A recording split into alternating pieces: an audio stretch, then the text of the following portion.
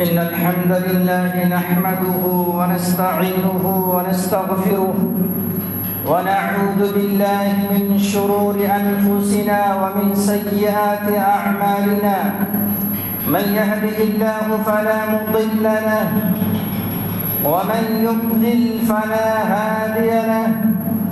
أشهد أن لا إله إلا الله وحده لا شريك له وأشهد أن محمدًا عبده ورسوله.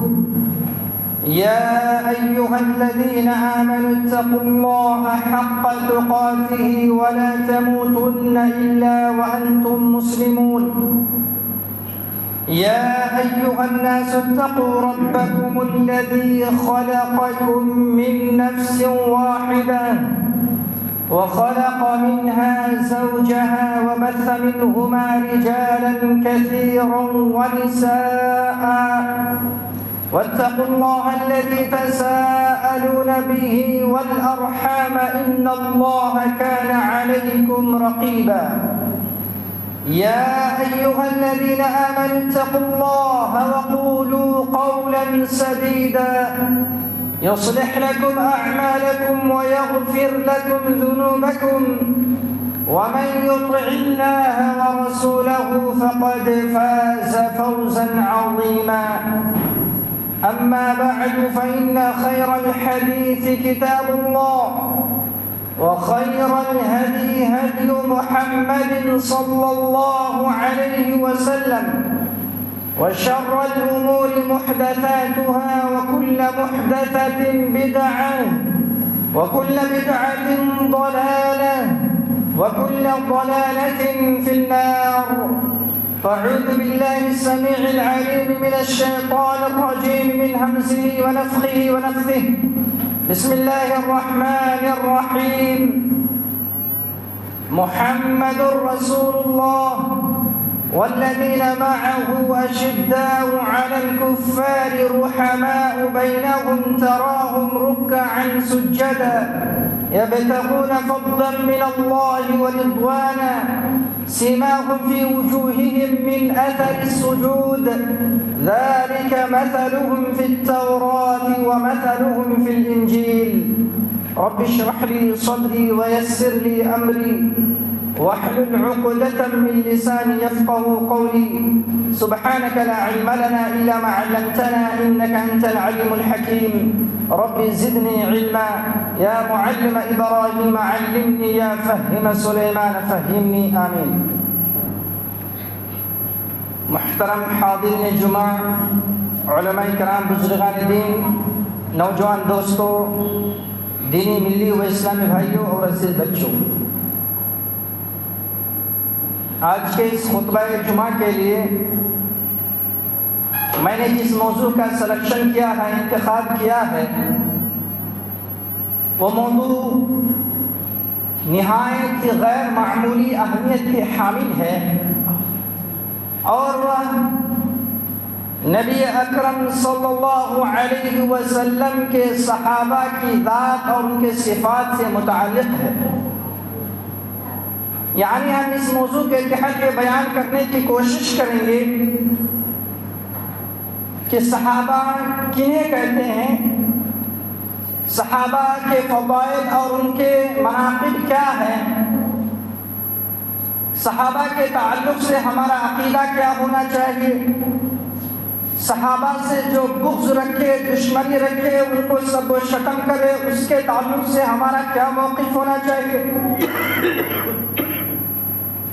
اور اہل سنت والجماعت کا کیا موقف ہے. ان تمام چیزوں کو دلائل کی روشنی میں بیان کرنے کی کوشش کروں گا انشاءاللہ. میرے بھائیوں، اللہ رب العالمین کی لا تعداد بے شمار مخلوقات میں سے انسان سب سے زیادہ افضل، سب سے زیادہ معزز، سب سے زیادہ مکرم مخلوق ہے. پھر انسانوں میں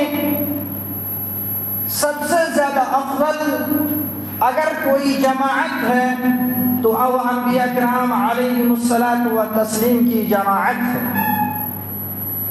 پھر انبیاء کرام کے بعد اس روئے زمین کے اندر سب سے افضل ترین اگر کوئی ہستی ہے، سب سے افضل ترین اگر کوئی جماعت ہے تو نبی آخر الزمان جناب محمد الرسول اللہ صلی اللہ علیہ وسلم کے صحابہ کی جماعت ہے، جنہوں نے نبی اکرم صلی اللہ علیہ وسلم کی صحبت اختیار کی ہے، آپ کے ساتھ علوم دینیہ سیکھا ہے اور امت تک پہنچایا ہے۔ صحابہ کن کو کہتے ہیں؟ امام بخاری رحمۃ اللہ علیہ صحیح بخاری کتاب فضائل الصحابہ کے اندر حدیث کی روشنی میں صحابہ کی تعریف کرتے ہوئے لکھا ہے، من صحب النبی صلی اللہ علیہ وسلم او رآہ من المسلمین فہو من اصحابہ۔ امام بخاری فرماتے ہیں کہ صحابی ان کو کہتے ہیں جنہوں نے نبی اکرم صلی اللہ علیہ وسلم کی صحبت اختیار کی ہے، یا نبی اکرم صلی اللہ علیہ وسلم کو دیکھا ہے اور وہ مسلمان ہو تو ان کو صحابی کہتے ہیں۔ اور حافظ ابن حجر الاسقلانی الشافعی الکنانی رحمۃ اللہ علیہ اپنی کتاب نخبۃ الفکر پھر اس کی شرح نزہۃ النظر کے اندر صحابہ کی تعریف کرتے ہوئے لکھا ہے، من لقی النبی صلی اللہ علیہ وسلم مؤمنا به ومات علی الاسلام، کہ جس نے نبی اکرم صلی اللہ علیہ وسلم سے بحالت ایمان ملاقات کی ہو اور ایمان کی حالت میں وہ اس دار فانی سے گئے ہوں تو ان کو صحابی کہتے ہیں۔ 3 شرطیں ہیں۔ پہلی شرط کیا ہے؟ کہ نبی اکرم صلی اللہ علیہ وسلم سے ملاقات کی ہو۔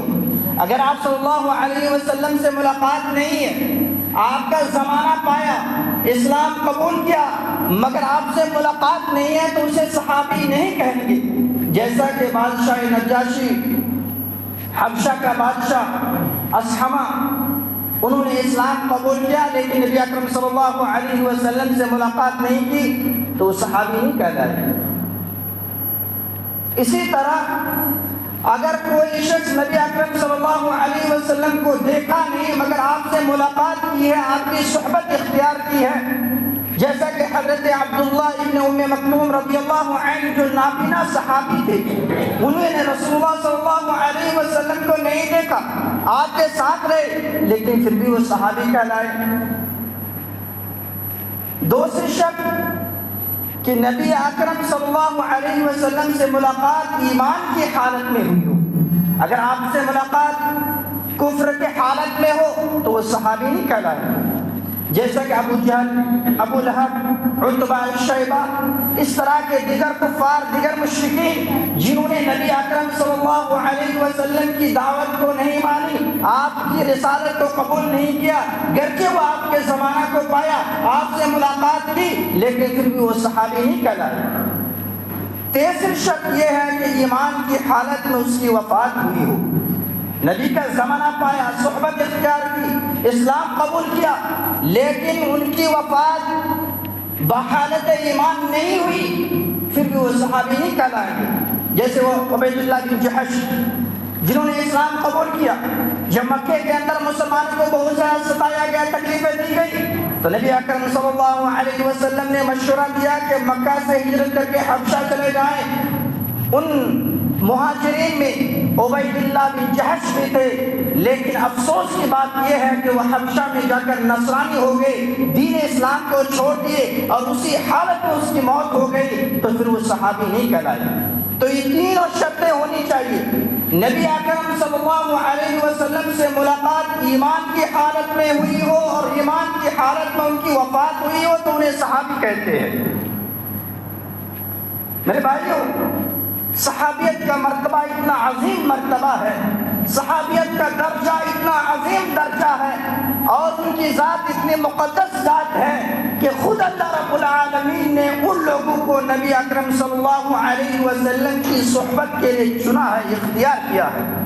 جیسا کہ مسند احمد کی صحیح روایت ہے جس میں حضرت عبداللہ بن مسعود رضی اللہ عنہ کا اثر موجود ہے انہوں نے کیا فرمایا؟ ان اللہ نظر فی قلوب العباد فوجد قلب محمد خیر قلوب العباد. اللہ رب العالمین نے تمام بندوں کے دلوں کو دیکھا اور سب سے زیادہ بہترین دل نبی اکرم صلی اللہ علیہ وسلم کے دل کو پایا. فاصطفاه بنفسه, تو اللہ رب العالمین نے نبی اکرم صلی اللہ علیہ وسلم کو چن لیا. فابتعثه برسالته, اور اپنے رسالت دے کر ان کو اس دار فانی کے اندر مبعوث فرمایا. ثم نظر قلوب اصحابہ بعد قلب محمد, پھر آپ صلی اللہ علیہ وسلم کے دل کا جائزہ لینے کے بعد آپ صلی اللہ علیہ وسلم کے صحابہ کے دلوں کو دیکھا تو صحابہ کے دلوں کو سب سے بہترین دل پایا. فجعلهم وزراء نبیہ, تو اللہ رب العالمین نے ان کو اپنے نبی کا وزراء بنایا, نبی کا معاون بنایا کہ وہ نبی کی صحبت اختیار کرے. یقاتلون علی دینہ, اور اللہ رب العالمین کے دین کے راستے میں قتال کرے, جہاد کرے, لوگوں تک دین کو پہنچائے.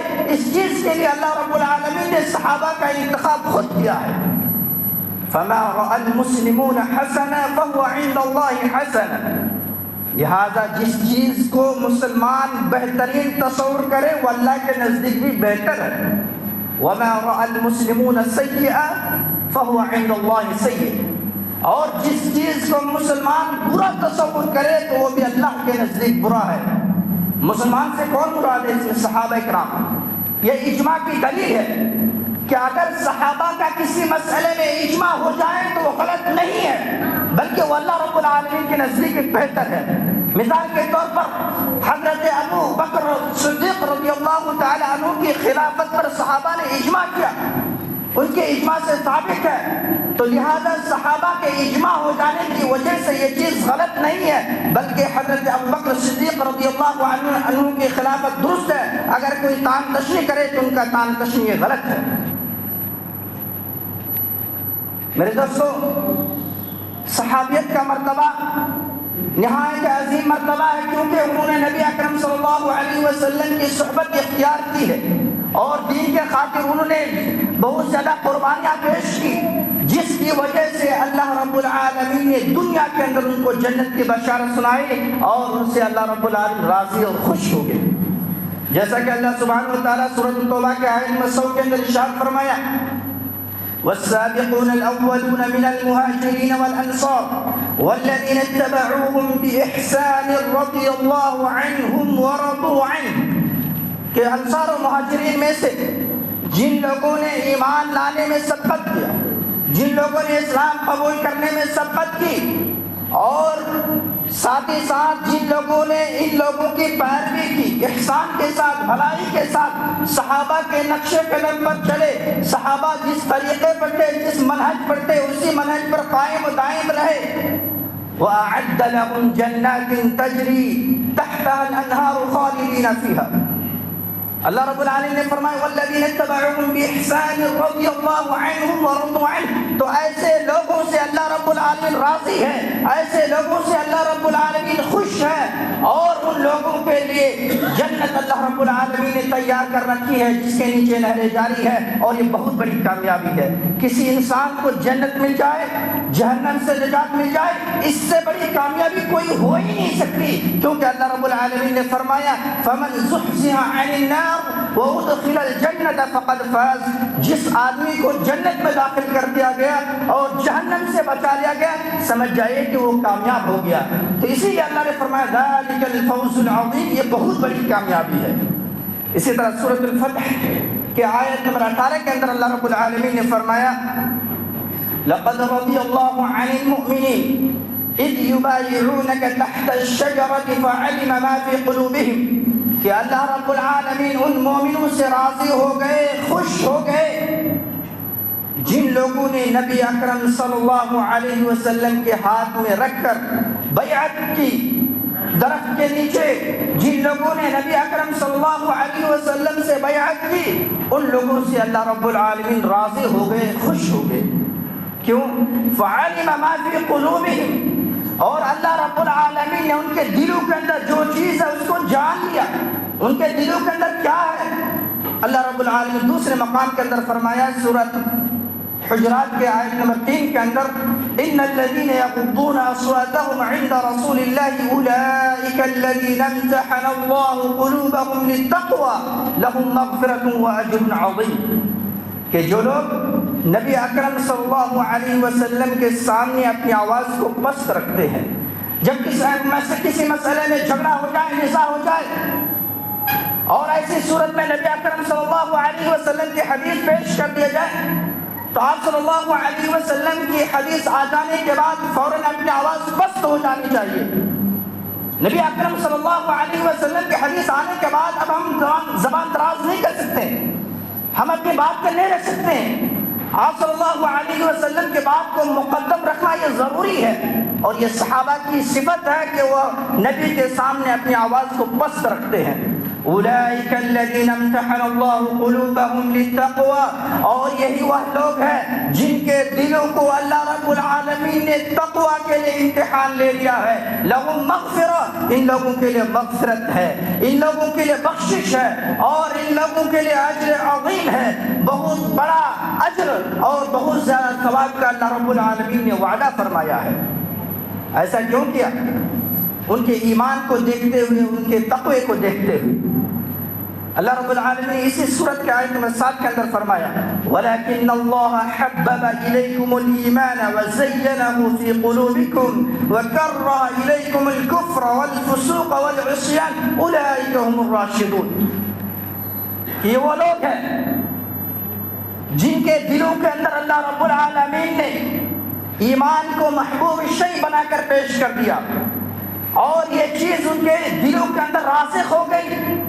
یہی وجہ ہے کہ صحابہ کو ستایا گیا، تکلیفیں دی گئی، انہیں مشق ستم بنایا گیا، ظلم و ستم کے پہاڑ توڑے گئے، لیکن کبھی بھی وہ دین اسلام کو خیر آباد نہیں کہا، کبھی بھی وہ مرتد نہیں ہوئے، دین اسلام کو چھوڑا نہیں، دین پر جمے رہے، راسخ رہے، اس پر ثابت قدم رہے، مرتد نہیں ہوئے، کیونکہ اللہ رب العالمین نے ایمان کو ان کے دلوں کے اندر محبوب شیء بنا دیا ہے، اور کفر کو، فسوق کو، نافرمانی کو، گناہ کے اعمال کو ان کے نزدیک ناپسندیدہ عمل بنا دیا ہے۔ اولئک هم الراشدون، یہی لوگ ہدایت یافتہ ہیں، اور اللہ رب العالمین کے نزدیک یہی لوگ ہدایت یافتہ ہیں، اور اللہ کی نعمت کے حقدار ہیں یہی لوگ۔ اللہ رب العالمین نے ان صحابہ کے ایمان کو مثالی ایمان قرار دیتے ہوئے سورۃ البقرہ کے اندر فرمایا فَإِنْ آمَنُوا بِمِثْلِ مَا آمَنْتُمْ بِهِ فَقَدِ اهْتَدَوْا، اے دیگر لوگوں، دنیا کے اندر بسنے والے لوگوں، اگر تم صحابہ جیسا ایمان لے کے آؤ تم ہدایت یافتہ ہو جاؤ گے۔ اگر تمہارا ایمان صحابہ جیسا نہیں ہے، تمہارا منہج صحابہ جیسا نہیں ہے، ان کے طریقے پر نہیں ہے، اگر تمہارے ایمان کے اندر شرک ہو، تمہارے عقیدے کے اندر خلل ہو، تمہارے عقیدے کے اندر گڑبڑی ہو، صحابہ کے جیسا نہیں ہو، تو تم ہدایت یافتہ نہیں ہو سکتے، تم کامل ایمان والے نہیں ہو سکتے۔ لہٰذا اگر ایمان لے کے آؤ تو صحابہ جیسا ایمان تمہارے پاس ہونا چاہیے۔ اللہ رب العالمین نے ان کے دلوں کے تقوی کو دیکھتے ہوئے، ان کے ایمان کی مضبوطی کو دیکھتے ہوئے اجر عظیم کا وعدہ کیا ہے، ان سے راضی اور خوش ہو گیا ہے، اور ان کو جنت الفردوس اور دیگر جو جنت کے دروازے ہیں ان کا وعدہ فرمایا ہے۔ لیکن افسوس کی بات یہ ہے، صحابہ کی اتنی فضیلت ہونے کے بعد آج اگر کوئی 1400 سال گزر جانے کے بعد کوئی مولوی کھڑا ہوتا ہے، صحابہ کے بارے میں زبانیں تام دراز کرنے لگتا ہے، صحابہ کو برا بھلا کہنے لگتا ہے، گالی گلوچ کرنے لگتا ہے، حتیٰ کہ کچھ صحابہ ایسے ہیں جن کے تعلق سے کچھ لوگوں نے یہاں تک کہہ دیا، جیسا کہ حضرت معاویہ رضی اللہ عنہ کے بارے میں کہا کہ معاویہ تو فرعون هذه الامہ، نعوذ باللہ من ذلک، کہ معاویہ رضی اللہ عنہ اس امت کے فرعون ہیں، نعوذ باللہ۔ حضرت معاویہ رضی اللہ عنہ جو کاتب رسول ہے، جو کاتب وحی ہے، جب قرآن کا نزول ہوتا تھا تو وہ اس کو لکھا کرتے تھے، ان کے بارے میں ایسے ایسے جملے کہے جا رہے ہیں۔ حضرت ابو ہریرہ رضی اللہ عنہ جن سے ہم تک سب سے زیادہ دین پہنچا، ان کو کہا جا رہا ہے کہ وہ درباری ملا ہے، نعوذ باللہ۔ اور آج ہم ایسے لوگوں کی دفاع کرنے لگتے ہیں۔ ذرا بتائیے کہ اللہ رب العالمین نے ایسے لوگوں کو چنا ہے، ان کے دلوں کو دیکھا اور ان کے لیے اجر عظیم کا وعدہ کیا کہ اللہ کو پتہ نہیں تھا کہ یہ اچھے لوگ نہیں ہیں، کہ کہتے ہیں کہ بہت سارے صحابہ ایسے تھے جو منافق تھے کہ اللہ کو پتا نہیں تھا کہ منافق کو جنت کا وعدہ ان سے کر لے اور جنت کی بشارت ان کو سنا دے. گویا کہ اللہ رب العالمین پر اعتراض ہے کہ اللہ رب العالمین کو اس کا علم نہیں تھا. نبی اکرم صلی اللہ علیہ وسلم کی صحبت اور آپ کی تربیت پر بھی یہ ذمہ ہے کہ آپ صلی اللہ علیہ وسلم نے صحابہ کی کیسی تربیت کی کہ وہ اس طرح کے حامل ہو گئے, اس کا عقیدہ خراب ہو گیا, منافق ہو گئے, جھوٹے ہو گئے. اللہ نے فرمایا اولئک هم الصادقون, یہی لوگ سچے ہیں. اور آج لوگ کیا کہتے ہیں کہ جھوٹے ہیں. اللہ رب العالمین قرآن کے اندر ایسا فرمایا اولئک هم الراشدون اولئک هم الصادقون. نبی اکرم صلی اللہ علیہ وسلم کے صحابہ کے تعلق سے ہمارا کیا عقیدہ ہونا چاہیے؟ اس تعلق سے ابن مسعود رضی اللہ عنہ کا قول نہایت ہی جامع ہے, جن کو امام اجروی نے اپنی کتاب الشریعہ کے اندر بیان کیا ہے. اسی طرح امام لالکائی نے شرح اصول اعتقاد اہل السنہ کے اندر بیان کیا ہے. فرمایا من کان منکم مستنا فلیستن بمن قد مات. اگر تم میں سے کوئی شخص کسی کو اپنا پیشوا بنانا چاہتا ہو, اپنا لیڈر بنانا چاہتا ہو, اگر کسی کی اقتدا کرنا چاہتے ہو تو سنو ان لوگوں کی اقتدا کرو جو تم سے پہلے گزر چکے, مر چکے ہیں. اولئک اصحاب محمد صلی اللہ علیہ وسلم كانوا خیر هذه الامه. وہ نبی اکرم صلی اللہ علیہ وسلم کے صحابہ ہیں جو اس امت کے سب سے بہترین شخصیت تھے. ابرها قلوبا, جو دل کے اعتبار سے نہایت ہی نیک تھے. اعمقها علما, جن کا علم نہایت ہی گہرا تھا. واقلها تکلفا, اور جن کے یہاں تکلف نہیں پایا جاتا تھا. قوم اختارهم الله لصحبة نبيه ونقل دينه.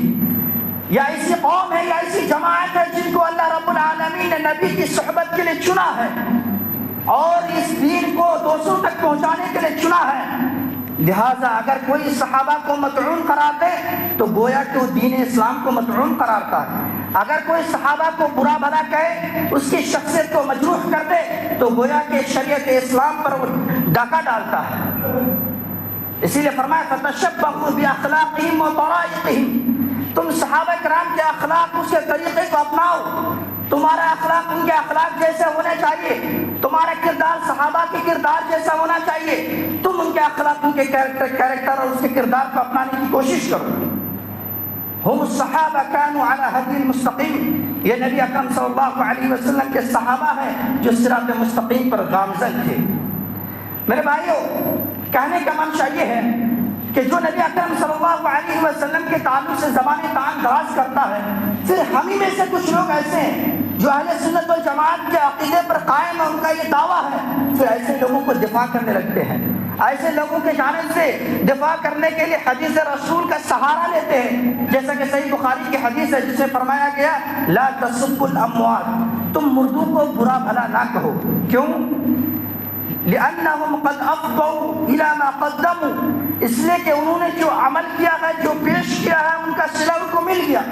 لہذا تم اس کو برا بھلا نہ کہو. اس طرح کے حدیث پیش کر کے کہتے ہیں کہ اگر کسی نے صحابہ پر زبان تان دراز کیا ہے, صحابہ پر گالی گلوچ کے کلمات کہیں, تو تم ان کے خلاف مت بولو, کیونکہ وہ مر چکے ہیں, اس کے خلاف بولو گے, نبی نے منع کیا ہے.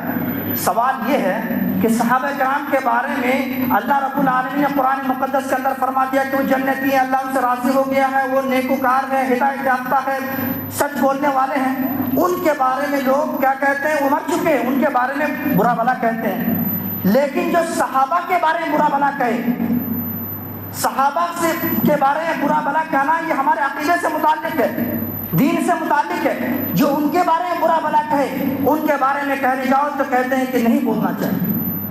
جبکہ صحابہ کے بارے میں بولنا یہ عقیدے سے متعلق ہے, کیونکہ عقیدہ کے کوئی بھی کتاب آپ اٹھائیے, اس میں صحابہ کے متعلق آپ کو باتیں مل جائے گی, کوئی بھی کتاب. اور امام جعفر, امام ابو الطحاوی جعفر رحمت اللہ علیہ نے اپنی کتاب عقیدہ تحاویہ کے اندر اہل سنت والجماعت کا عقیدہ بیان کرتے ہوئے لکھا ہے کہ صحابہ کے تعلق سے ہمارا کیا موقف ہونا چاہیے، ہمارا کیا عقیدہ ہونا چاہیے۔ وہ کہتے ہیں وَنُحِبُّ أَصْحَابَ رَسُولِ اللَّهِ صلی اللہ علیہ وسلم، ہم نبی اکرم صلی اللہ علیہ وسلم کے صحابہ سے محبت کرتے ہیں۔ وَلَا نُفْرِطُ فِي حُبِّ أَحَدٍ مِّنْهُمْ، اور ہم ان میں سے کسی کی محبت میں غلو نہیں کرتے، حد سے تجاوز نہیں کرتے ہیں۔ وَلَا نَتَبَرَّأُ مِنْ أَحَدٍ مِّنْهُمْ، اور ہم ان میں سے کسی کے تعلق سے تبرہ نہیں اختیار کرتے ہیں، ہم ان میں سے کسی پر بغض کے کلمات نہیں کہتے ہیں، جیسا کہ رافض اور شیعہ حضرات نبی اکرم صلی اللہ علیہ وسلم کے کچھ صحابہ کے بارے میں اتنا غلو کیا کہ اس الوہیت کے مقام تک پہنچا دیا، اور کچھ صحابہ سے برات کا اظہار کرنے لگے، جیسا کہ حضرت ابوبکر صدیق رضی اللہ عنہ، حضرت عمر رضی اللہ عنہ، حضرت عثمان رضی اللہ عنہ، حضرت حفصہ، حضرت عائشہ، ان جیسے کبار صحابہ پر وہ زبان طعن دراز کرتے ہیں، ان لوگوں سے برات کا اظہار کرتے ہیں۔ لیکن اہل سنت کا کیا عقیدہ ہے؟ ہم صحابہ کے تعلق سے غلو اختیار نہیں کرتے ہیں، ان کو الوہیت کے مقام تک نہیں پہنچاتے ہیں، بلکہ ہم ان کو ان کے مقام دیتے ہیں، اور ساتھ ہی ساتھ ہم اس کی اہانت نہیں کرتے ہیں، اس کی توہین نہیں کرتے ہیں۔ وَنُبْغِضُ مَن يُبْغِضُهُمْ، اور ہم ایسے شخص سے بغض رکھتے ہیں، دشمنی رکھتے ہیں جو صحابہ سے دشمنی رکھے۔ صحابہ کا دشمن ہمارا دوست کبھی نہیں ہو سکتا، جو صحابہ کا دشمن ہے وہ ہمارا بھی دشمن ہے۔ یہ اہل سنت والجماعت کا اجماعی عقیدہ ہے۔ آگے کیا فرمایا؟ وَبِغَيْرِ الْخَيْرِ يَذْكُرُهُمْ، اور جو صحابہ کا تذکرہ اچھے کلمات کے ذریعے نہ کرے ہم اس سے بھی دشمنی رکھیں گے۔ وَلَا نَذْكُرُهُمْ إِلَّا بِالْخَيْرِ، اور جب بھی ہم صحابہ کا تذکرہ کریں گے اچھے کلمات کے ذریعے کریں گے۔ وَحُبُّهُمْ دِينٌ وَإِيمَانٌ وَإِحْسَانٌ، صحابہ سے محبت کرنا یہی دین ہے، یہی ایمان ہے، یہی احسان ہے۔ وَبُغْضُهُمْ كُفْرٌ وَنِفَاقٌ وَطُغْيَانٌ، اور صحابہ سے بغض رکھنا، صحابہ سے دشمنی رکھنا، صحابہ پر زبان طعن دراز کرنا، یہ نفاق ہے، یہ کفر ہے، یہ سرکشی ہے، یہ گناہ کا کام ہے۔ نبی اکرم صلی اللہ علیہ وسلم کی حدیث بھی ہے، آیت الایمان حب الانصار وآیت النفاق بغض الانصار، کہ انصار سے محبت کرنا ایمان کی نشانی ہے، اور انصار سے بغض کرنا، انصار سے دشمنی کرنا یہ نفاق کی علامت ہے۔ جبکہ انصار سے زیادہ مہاجرین کا مقام ہے، کیونکہ اللہ رب العالمین نے قرآن مقدس کے اندر جہاں بھی صحابہ کا تذکرہ کیا سب سے پہلے مہاجرین کا تذکرہ کیا، پھر اس کے بعد انصار کا تذکرہ کیا، کہ جب انصار سے کوئی دشمنی رکھے، انصار سے بغض رکھے تو وہ منافق ہے، اسی طرح جو مہاجرین سے بھی دشمنی رکھے وہ بھی منافق ہے۔ نبی اکرم صلی اللہ علیہ وسلم کی صریح حدیث ہے، جو صحابہ پر گالی گلوچ کے کلمات برساتے ہیں، اس کے بارے میں آپ صلی اللہ علیہ وسلم نے فرمایا، حضرت ابو سعید الخدری رضی اللہ عنہ کی حدیث ہے، آپ نے فرمایا لا تسبوا اصحابی، لوگوں میرے صحابہ کو برا بھلا مت کہو، گالی گلوچ مت کرو۔ فوالذی نفسی بیدی، قسم اللہ کی جس کے ہاتھ میں میری جان ہے، لو انفقا مثل احد ذهب ما بلغ مد احدهم ولا نصیبا، کہ اگر تم میں سے کوئی شخص احد پہاڑ کے برابر سونا خرچ کر دے پھر بھی ہمارے صحابہ کے ایک مد کے برابر نہیں پہنچ سکتے، یہ صحابہ کا مقام ہے۔ اور حضرت سعید بن زید کی حدیث ہے لو عمر عمر نوح، اگر تمہیں حضرت نوح علیہ السلام کی عمر دے دی جائے، حضرت نوح علیہ السلام کو اللہ رب العالمین نے 950 سال کی عمر دی تھی۔ وَلَقَدْ أَرْسَلْنَا نُوحًا إِلَىٰ قَوْمِهِ فَلَبِثَ فِيهِمْ أَلْفَ سَنَةٍ إِلَّا 50 عَامًا، اللہ رب العالمین نے حضرت نوح علیہ السلام کو اس قوم کی طرف بھیجا اور انہیں 950 سال کی عمر دی۔ حضرت نوح علیہ السلام 950 سال تک لوگوں کو دعوت دیتے رہے، اللہ کی طرف بلاتے رہے۔ اللہ رب العالمین نے فرمایا اگر تمہیں حضرت نوح علیہ السلام کی عمر دے دی جائے تم اس میں عمل صالح کرو، نیک عمل کرو، اور ہمارا صحابی جو نبی اکرم صلی اللہ علیہ وسلم کی صحبت کی اختیار کی ہے، نبی اکرم صلی اللہ علیہ وسلم کو دیکھا ہے، اگر چھوٹا سا چھوٹا عمل کرے، معمولی عمل کرے، پھر بھی تم اس کے مقام اور اس کے درجے تک نہیں پہنچ سکتے۔ حضرت عبداللہ بن مبارک رحمہ اللہ کے سامنے کسی نے تذکرہ کیا کہ حضرت معاویہ رضی اللہ عنہ سب سے زیادہ افضل تھے، بہتر تھے، یا حضرت عمر بن عبدالعزیز؟ عمر بن عبدالعزیز جن کو پانچواں خلیفہ کہا جاتا ہے، جنہوں نے خلفائے راشدین کے طریقے پر خلافت کی ہے، بہترین زمانہ ان کا رہا، اس کی وجہ سے، اور حضرت معاویہ رضی اللہ عنہ پر اسی زمانے سے لوگ زبان دراز کرتے ہوئے آ رہے ہیں، تو حضرت عبداللہ بن مبارک رحمہ اللہ سے سوال کیا گیا کہ معاویہ بہتر ہے یا عمر بن عبدالعزیز؟ تو کیا جواب دیا انہوں نے کہا کہ حضرت معاویہ رضی اللہ عنہ جو صحابی ہے، انہوں نے رسول اللہ صلی اللہ علیہ وسلم کے ساتھ میں رہ کر جو جہاد کیا ہے، اور جہاد کرتے کرتے ان کے ناک میں یا ان کے اونٹ کے ناک میں جو اڑتے ہوئے گرد غبار آیا، اس کا جو مقام ہے، اس مقام تک بھی عمر بن عبدالعزیز نہیں پہنچ سکتے۔ اندازہ کیجئے ایک صحابیت کا مرتبہ کتنا عظیم مرتبہ۔ اللہ رب العالمین نے نبی اکرم صلی اللہ علیہ وسلم سے پہلے انبیاء کرام کے سلسلے کو جاری رکھا اور انہیں کتابیں دی۔ ان کتابوں میں اللہ رب العالمین نے نبی اکرم صلی اللہ علیہ وسلم کے صفات کا تذکرہ کیا۔ نبی اکرم صلی اللہ علیہ وسلم کے صفات کا تذکرہ کرنے کے ساتھ ساتھ آپ صلی اللہ علیہ وسلم کے صحابہ کے صفات اور ان کے اوصاف کو بھی بیان فرمایا، جیسے کہ اللہ رب العالمین نے فرمایا سورۃ الفتح کی آیت 29 کے اندر، محمد الرسول اللہ، محمد صلی اللہ علیہ وسلم اللہ کے رسول ہے، والذین معه اشداء علی الکفار، اور جو نبی اکرم صلی اللہ علیہ وسلم کے ساتھ ہے، یعنی آپ کے صحابہ ہیں، وہ کافروں پر نہایت ہی سخت تھے، رحماء بینہم، اور آپس میں نہایت ہی رحم دل تھے، تراہم رکعا سجدا، جب بھی آپ صحابہ کرام کو دیکھیں گے ان کو رکوع کرتے ہوئے سجدے کرتے ہوئے دیکھیں گے، یعنی وہ اللہ کی عبادت ہمیشہ کرتے رہتے تھے، وہ اپنے کام کو، اپنے اوقات کو فضول کاموں میں نہیں لگاتے تھے، بلکہ اللہ رب العالمین کی عبادت اور اس کی ریاضت میں لگاتے تھے۔ فرمایا سیماہم فی وجوہہم من اثر السجود، اور سجدے کے نشانات ان کے پیشانی پر موجود ہوں گے۔ ذالک مثلہم فی التوراۃ ومثلہم فی الانجیل، اور یہی مثال جو اللہ رب العالمین نے قرآن مقدس کے اندر بیان کی ہے، یہی صفات، ٹھیک یہی صفات توریت کے اندر بھی موجود ہے اور انجیل کے اندر بھی موجود ہے۔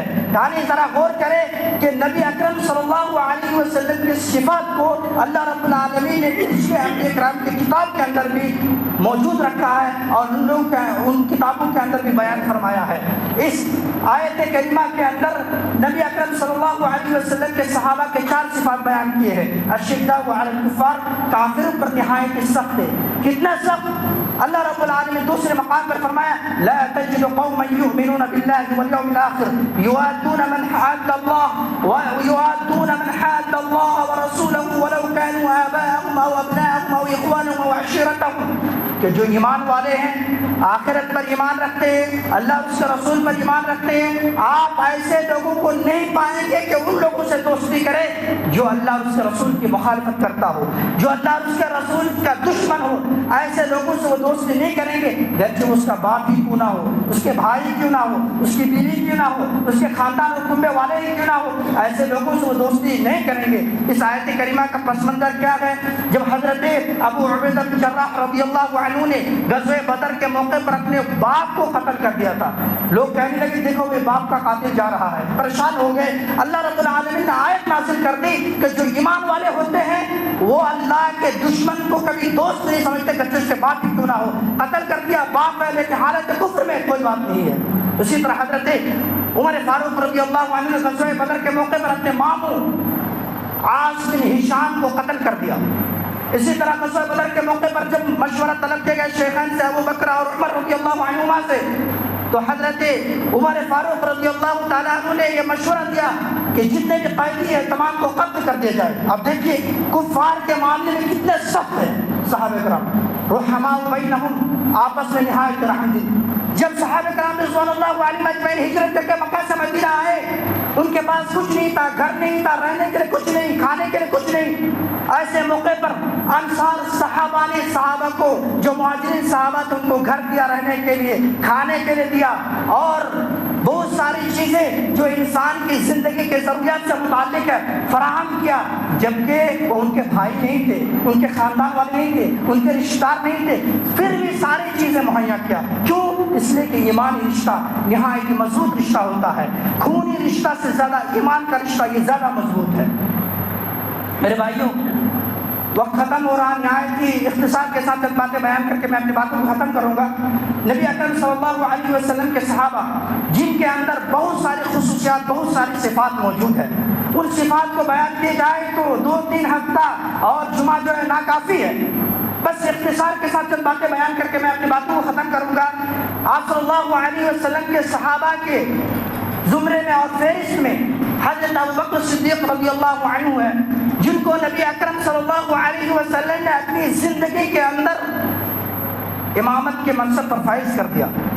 17 اوقات کی نمازیں حضرت ابوبکر صدیق رضی اللہ تعالی عنہ نے نبی اکرم صلی اللہ علیہ وسلم کی زندگی میں پڑھائی، اور جب خلافت کا مسئلہ آیا تو حضرت عمر فاروق رضی اللہ عنہ نے اسی بات کو کوٹ کرتے ہوئے کہا تھا کہ کون ہے جو حضرت ابوبکر صدیق رضی اللہ تعالیٰ عنہ کے رہتے ہوئے امام بن جائے۔ تو سارے صحابہ نے کیا کہا، فنعوذ باللہ ان نتقدم ابا بکر، ہم اللہ کی پناہ چاہتے ہیں کہ ابو بکر کے رہتے ہوئے ہمیں امامت کے منصب پر فائز ہو جائے۔ تو نبی اکرم صلی اللہ علیہ وسلم کے صحابہ کے فہرست میں حضرت عمر فاروق رضی اللہ عنہ ہے، اور ان کے بارے میں نبی اکرم صلی اللہ علیہ وسلم نے فرمایا، یا عمر ما لقیک الشیطان سالکا فجا غیر فجک، اے عمر جب بھی شیطان تم کو کسی راستے میں چلتے ہوئے دیکھتا ہے تو شیطان اپنا راستہ بدل لیتا، دوسرے راستے اختیار کر لیتا۔ شیطان دیکھ کے اس کو بھاگ جایا کرتے تھے۔ حضرت عمر فاروق رضی اللہ عنہ جب دنیا کے اندر کوئی مشورہ دیتے تھے، اللہ رب العالمین نے اس کے تائید میں ساتوں آسمان سے آیت نازل کر دی۔ یہ نبی اکرم صلی اللہ علیہ وسلم کے صحابہ ہے۔ اسی طرح حضرت عثمان غنی رضی اللہ عنہ ہے، جس کے بارے میں آپ صلی اللہ علیہ وسلم نے فرمایا، الا استحی منہ کما تستحی منہ الملائکہ، کیا میں ایسے شخص سے شرم نہ کروں جس سے فرشتے بھی شرم کرتے ہیں۔ حضرت عثمان غنی سے فرشتے بھی شرم کیا کرتے تھے، اور کئی مرتبہ صلی اللہ علیہ وسلم نے ان کو جنت کی بشارت دی۔ فرمایا، من یحفر بئر روما فلہ الجنہ، جو بئر روما کھود کر مسلمانوں میں وقف کر دے اس کے لیے جنت ہے۔ فرمایا، من جہز جیش العسرۃ فلہ الجنہ، جو تنگی والے لشکر کو تیار کر دے اس کے لیے جنت ہے۔ حضرت عثمان غنی رضی اللہ تعالیٰ عنہ نے اس موقع پر بہت زیادہ مدد کی اور اس لشکر کو تیار کیا۔ اسی طرح آپ صلی اللہ علیہ وسلم کے سامنے جب انہوں نے 100 دینار لا کر پیش کیا تو اپنے ہاتھ میں لیا اور 100 دینار کو اوپر نیچے کر رہے تھے، فرمایا، ما ضر عثمان ما عمل بعد اليوم، آج کے بعد عثمان کو کوئی چیز نقصان نہیں پہنچائے گی، کیونکہ اللہ رب العالمین کو انہوں نے خوش کر دیا، اللہ رب العالمین کے راستے میں انہوں نے بہت زیادہ خرچ کر دیا۔ تو صحابہ کے فہرست میں حضرت علی بن ابی طالب رضی اللہ عنہ ہے، جن کے بارے میں نبی اکرم صلی اللہ علیہ وسلم نے فرمایا، علی وہ ہے جس سے اللہ اور اس کے رسول محبت کرتے ہیں اور وہ بھی اللہ اور اس کے رسول سے محبت کرتے ہیں۔ ان صحابہ کے فہرست میں حضرت ابن عباس رضی اللہ عنہما ہے، جن کے بارے میں نبی اکرم صلی اللہ علیہ وسلم فرمایا کہ امت کے امام ہے اور یہ امت کے عالم حبر الامہ کہا ہے، فقیہ الامہ کہا ہے کہ اس امت کے وہ فقیہ ہیں۔ صحابہ کے فہرست میں حضرت ابی بن کعب رضی اللہ عنہ ہے، جن کے بارے میں آپ نے فرمایا وہ اقرأ القرآن ہے۔ صحابہ میں سب سے زیادہ بڑے قاری اگر کوئی تھے تو حضرت ابی بن کعب رضی اللہ عنہ تھے۔ اسی طرح صحابہ کی لمبی فہرست ہے، حضرت حذیفہ بن یمان جن کے اکیلے کی گواہی کو نبی اکرم صلی اللہ علیہ وسلم نے 2 شخص کی گواہی کے برابر قرار دیا، اور کئی صحابہ ایسے ہیں جن کو آپ صلی اللہ علیہ وسلم نے دنیا کے اندر جنت کی بشارت سنا دی، جیسا کہ ایک موقع پر آپ صلی اللہ علیہ وسلم فرمایا تھا، ابو بکر فی الجنہ وعمر فی الجنہ وعثمان فی الجنہ وعلی فی الجنہ وسعید فی الجنہ وسعد بن وقاص فی الجنہ والزبیر فی الجنہ وطلحہ فی الجنہ وعبد الرحمن بن عوف فی الجنہ وابو عبیدہ بن الجراح فی الجنہ۔ آپ صلی اللہ علیہ وسلم نے 10 صحابہ کا نام لے کر فرمایا کہ یہ جنتی صحابہ ہے، نبی نے ان کو دنیا کے اندر جنت کی بشارت دی ہے۔